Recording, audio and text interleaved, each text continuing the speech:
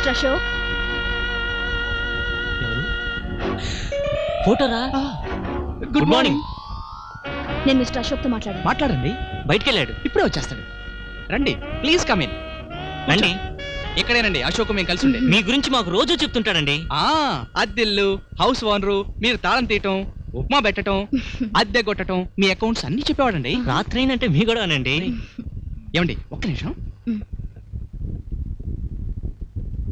ఏమండి ఇది అశోక్ పుస్తకం, ఒకసారి చూడండి. 125వ పేజీ ఒకసారి తీసి చూడండి.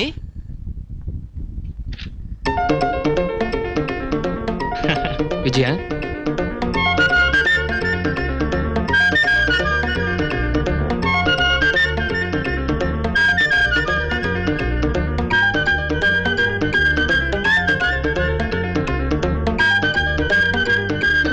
విజయ ఎలా ఉన్నావు నువ్వు? నేను బాగున్నాను. నువ్వెలా ఉన్నావు? నేను బాగానే ఉన్నా. అసలు ఎప్పుడు వచ్చా ఇక్కడికి? నేను వచ్చి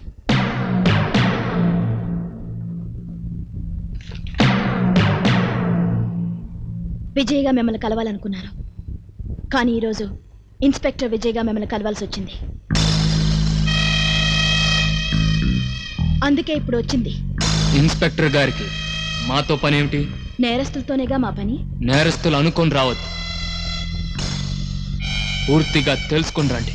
తెలుసుకోవాలని వచ్చాను. మీరు వచ్చినంత మాత్రాన తెలియదు, నేను చెప్తేనే తెలుస్తుంది. ధైర్యం ఉంటే చెప్పండి. స్నేహితురాలిగా అడుగుతున్నావా, ఇన్స్పెక్టర్గా అడుగుతున్నావా? స్నేహితురాలుగా అడిగితే? అడిగిన వెంటనే చెప్పటానికి ఒక్క మాటలో అర్థమయ్యేది కాదు అని చెప్తాను. ఇన్స్పెక్టర్గా అడుగుతున్నాను. మీరే ఆధారాలతో ఇక్కడికి వచ్చారని అడుగుతున్నాను. ఆధారాలతోనే వచ్చాను.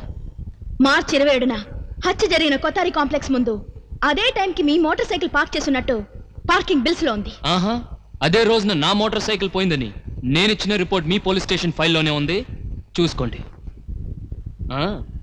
అశోక్, డిఐజీ గారు నాకు ఫైల్ ఇచ్చినప్పుడు ఆ ఫైల్లో నీ గురించి చూసినప్పుడు నువ్వు నేరస్తుడివి కాకూడదనుకున్నాను.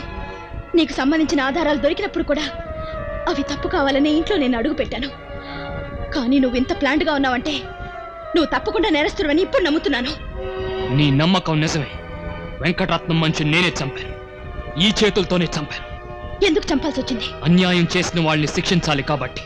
దానికి చట్టం ఉందిగా. నా దృష్టిలో ఆ చట్టం నిద్రపోయింది. ఇప్పుడు నువ్వు చెప్పిన దాన్ని బట్టి నిన్ను అరెస్ట్ చేయొచ్చు, తెలుసా? మీరు ఇన్స్పెక్టర్ అన్న హడావుడిలో నేను లాయర్నని మర్చిపోతున్నారు. ఇప్పుడు నేను అన్న మాటలు నేనే అన్నానని న్యాయస్థానాన్ని మీరు నమ్మించలేరు. అయితే ఇంకా ఎందరం చెప్పాలి? నా న్యాయస్థానంలో నేను శిక్ష వేసిన వాళ్ళందరినీ చంపాలి, చంపి తీరుతాను. అలా జరగనివ్వను. నీకు దొరికిన వాళ్ళను శిక్షించే హక్కు నీకుంది గాని నాకు దొరికిన వాళ్ళను రక్షించే అధికారం నీకివ్వను. ఏదో రోజున నిన్ను నా చేతులతోనే సంకెళ్ళు వేసి చట్టానికి అప్పచెప్తాను. రాతి యుగం నుంచి నేటి రాక్షస యుగం దాకా కళ్లకు గంతలు కట్టుకునే తీర్పు చెప్తుంది ఈ చట్టం. న్యాయస్థానం ముందే న్యాయాన్ని తెగ నరిగితే ఏం చేసింది ఈ చట్టం? ఆ న్యాయస్థానంలో నిలబడి న్యాయం కోసం నేను గుండెలు పగిలేలా అరిస్తే సమాధానం చెప్పలేకపోయింది ఆ చట్టం. అలాంటి చట్టం నన్ను దోషి అంటే నా దృష్టిలో ఆ చట్టమే దోషి. సమయం వచ్చినప్పుడు తెలుస్తుంది ఎవరు దోషి అని. 4 రోజుల్లో ఇంకో హత్య చేస్తున్నాను. ఆ సమయం చాలా అనుకుంటాను. నా ఉద్యోగ ధర్మంలో నేను ఎప్పుడు ఓడిపోను. అధర్మాన్ని వేటాడటంలో నేను ఓడిపోను. ఛాలెంజ్. ఛాలెంజ్. రోజు ఇలా చేయాలి సార్. రోజు మీరు ఇలా చేస్తుంటే మీరు ఎంత గ్లామర్ వస్తారో మీకే తెలియదు సార్. నిజంగానే అంత గ్లామర్గా ఉన్నానయ్యా? మీ గ్లామర్ మీకు తెలియదు సార్. సార్ ఒక్కసారి ఇలా చేయండి, అలా ఆకాశం చూడండి. ఆకాశం బాగుంది కదా సార్? Yeah, it's blue. అయితే నేల చూస్తూ పరిగెత్తండి.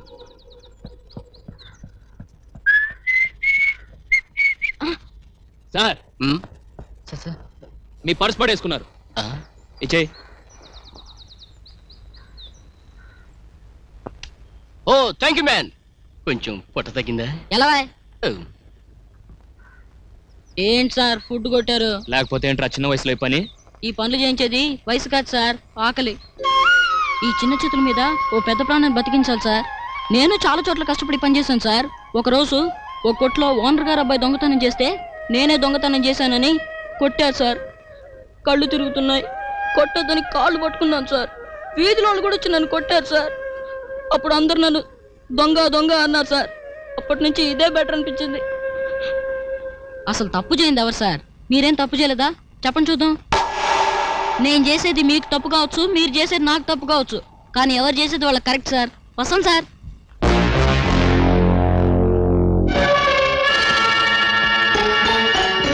జార్జ్ ఎక్కడ? మాకు తెలీదు. పెద్ద ఆయన పైన ఉన్నారు, ఆయనకి తెలుసు.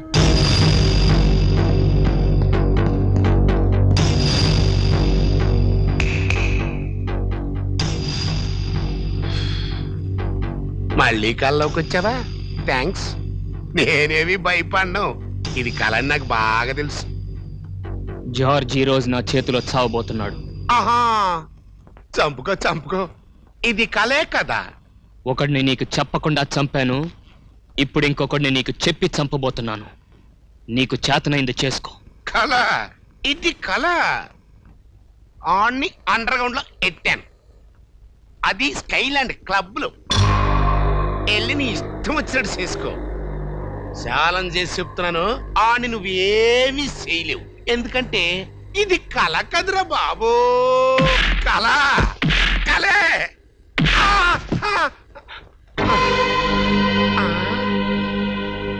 కాల్లో కొడితే నెత్తురు వచ్చిందేంటి? అబ్బా, సార్ ఇది కళ కాదు సార్, నిజం సార్. వాడు మా కళ్ళ ముందే వచ్చి మిమ్మల్ని కొట్టెళ్ళాడు సార్. కళ కాదా? కాదండి. కొట్టు. థ్యాంక్స్. ఏది కలో ఏది నిజమో తెలియక నా మస్తిష్కం పగిలిపోతుందిరా బాబు. కళ అనుకున్నాడు, అడగకుండానే చాచిగడ్డ చెప్పేశారా. అయిపోయాడురా.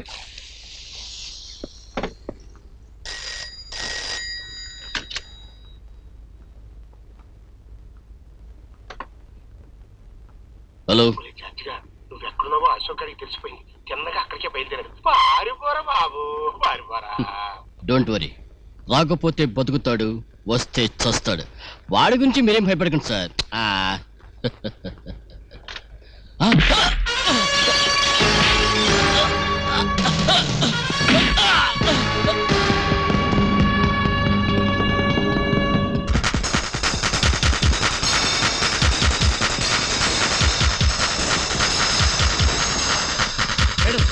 రోడ్డు మీద చాలా గొడవగా ఉంది. అశోక్ ఎవరినో తరుగుతున్నాడు. ఓవర్. ఎట్టి పరిస్థితుల్లో నువ్వు అతన్నే ఫాలో అవుతుండాలి. ఓవర్.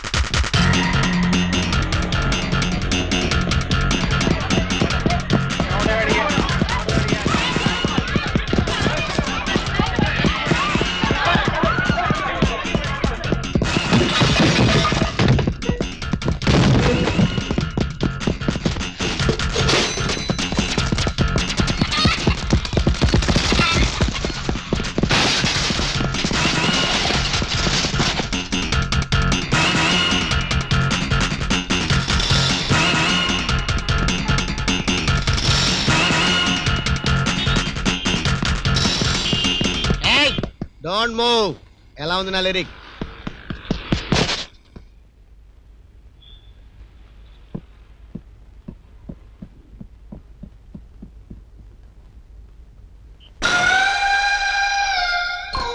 అమ్మో నువ్వా?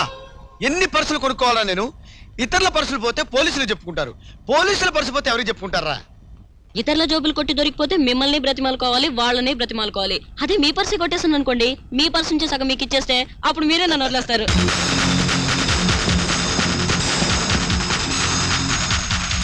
మేడం ఒకసారి వెళ్ళిపో. నమస్తే మేడం. అతను ఎక్కడ? ఎవరు? అశోక్. వాడు పైకి వెళ్ళాడు. ఏ పైకి వెళ్ళాడు? ఇటే వెళ్ళాడు మేడం, 100%.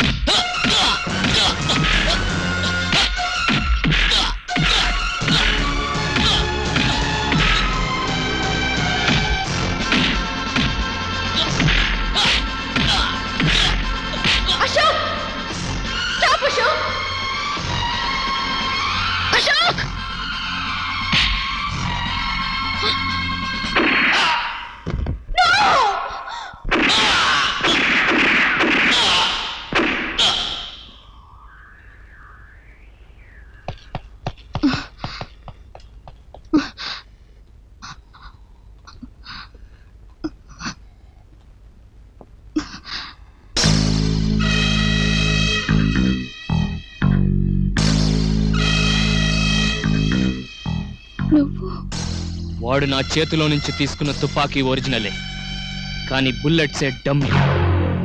మీ చట్టం ఒక నేరస్తుడిని ఉరి తీస్తే అది శిక్ష, మేము నేరానికి శిక్ష విధిస్తే అది కక్ష. మా చేతులతో కాలిస్తే అది దౌర్జన్యం, మీ చేతులతో కాలిస్తే అది కర్తవ్యం. అందుకే చట్టబద్ధమైన మీ బుల్లెట్స్తోనే నా విరోధిని కాల్చాను. లేదు, కాల్చేలా చేశాను. నా జీవితంలో పాలు పంచుకుంటావో లేదో గాని నా పగలో పాలు పంచుకున్నందుకు థ్యాంక్స్.